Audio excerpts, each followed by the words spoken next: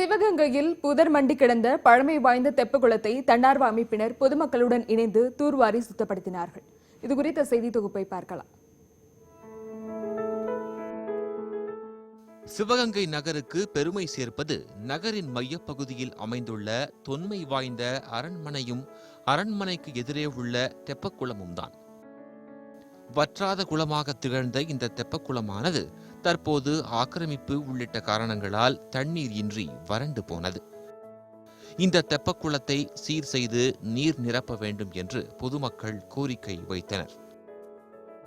அதன் அடிப்படையில் தன்னார்வ அமைப்பினர் சிலர் தாங்களாகவே முன்வந்து பொதுமக்களின் துணையோடு முதலில் குளத்திற்கான நீர்வழி பாதையை சீர்படுத்தினர்.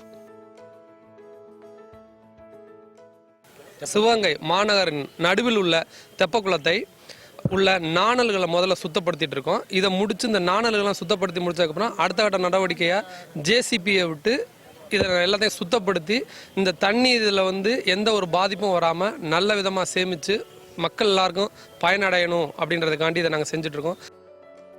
குளத்திற்கான நீர்வழி பாதையை சீர்படுத்திய இந்த அமைப்பினர் தற்போது தெப்பக்குளத்தில் மண்டி கிடந்த நாணல்கள் மற்றும் குப்பைகளை அகற்றினர்.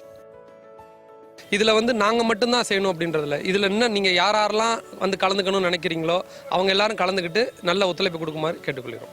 பொதுமக்கள் தாங்களாகவே முன்வந்து ஆர்வத்துடன் குளத்தை தூய்மைப்படுத்தும் பணியில் தங்களை இணைத்துக் கொண்டனர். ரொம்ப நாளாவே ரொம்ப அக்லியா இருந்தது.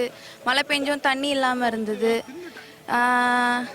கம்ப்ளைண்ட் பண்ணி பார்த்தியும் எதுவும் இதாகலை, எதுவும் நடக்கலை. அதுக்கப்புறம் வாட்ஸ்அப் குரூப்பில் பார்த்தேன், ஒரு ஃபார்வர்ட் மெசேஜ் வந்தது, இந்த மாதிரி ஒரு சோஷியல் ஆர்கனைசேஷன் க்ளீன் பண்ணுறாங்க அப்படின்னு.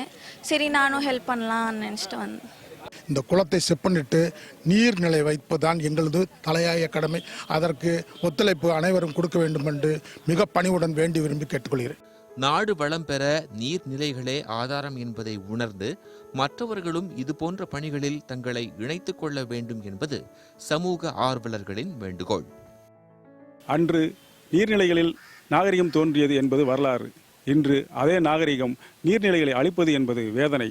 நியூஸ் 18 தமிழ்நாடுக்காக சிவகங்கை நாகேஸ்வரன்.